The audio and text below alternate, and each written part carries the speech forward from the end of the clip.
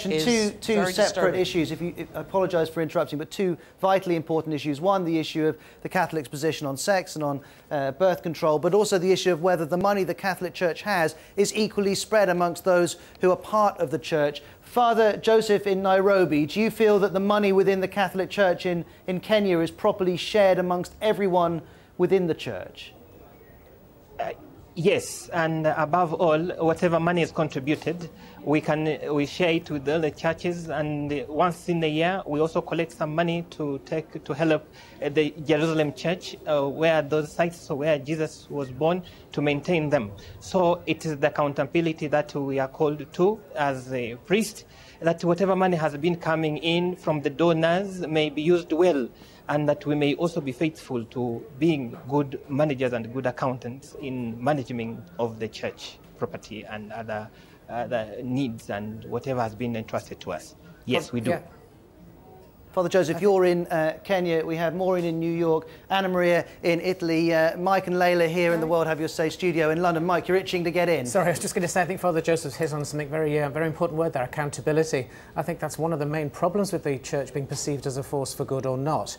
It's not transparent enough. It's not authentic enough. You know, for example, the voice of over half the population, the women in the Church, should be heard and should be taking part in the governance of the Church. And I think then people outside have a lot more time and see a lot more good going on in the Church if people are represented fairly and can be accountable. Yeah, see, I think, being myself, in the Catholic Church, it comes down to a lot of tradition. And I think that if the Catholic Church kind of wants to move forward and get more people involved, instead of cutting out women and not letting them be priests, then they have to either modernise. They need to, instead of keeping the tradition... Would you like to be a priest? If it was possible, then... But it's not possible, is it? No, so... Hopefully in your lifetime. Would you like it to be possible, then? See, yeah, I would like it to be possible. I'd like it to be fair. You know, we've moved on, we've progressed into equality, and it seems like we're in the olden days and we're still stuck.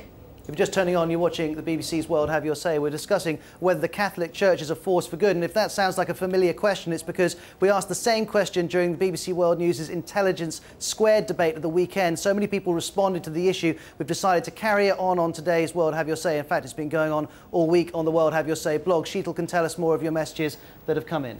Jim blogged us after watching the debate, and he's in Hawaii, and he says, as an ex-Catholic who was educated in Catholic schools, I found the debate to reveal this church is not a force for good in the world.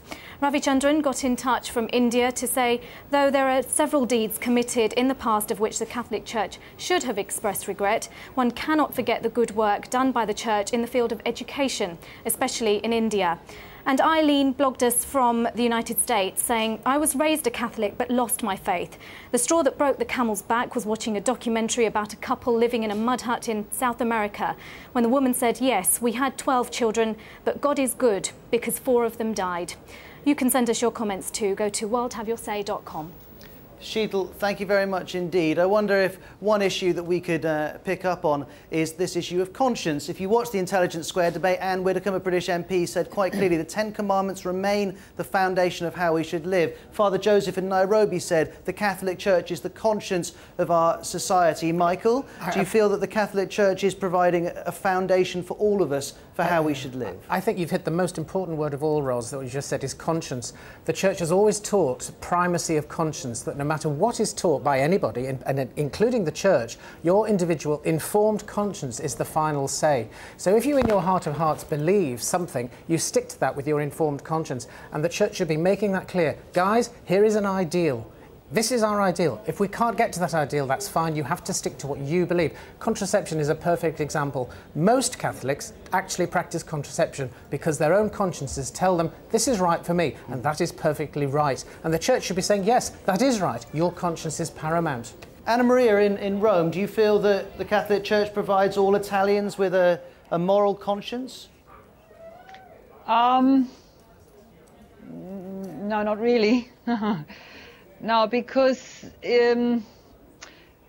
well, I'm not born. I wasn't born in Italy, so I come from a less Catholic background. Okay, so I was born in Australia, but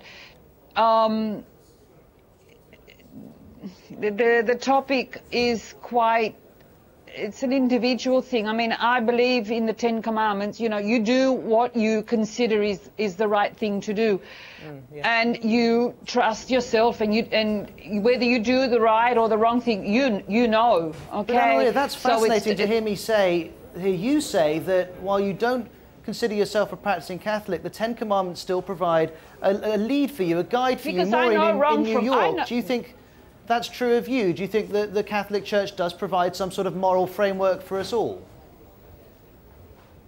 Are you speaking to me? Yeah, Maureen, where do you stand on this? Oh, I'm sorry.